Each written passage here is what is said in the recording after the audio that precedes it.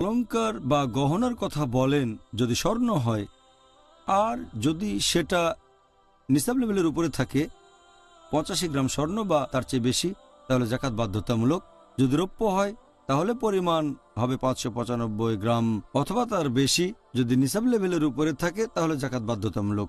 আপনি অন্যান্য সম্পদ থেকেও জাকাত দিতে পারেন অথবা গহনা থেকেও দিতে পারেন। যদি অন্য কোনো উৎস থাকে সেখান থেকে দেবেন প্রত্যেক বছরই 2.5% সেই স্বর্ণ অথবা রৌপ্য গহনার যে দাম আসে।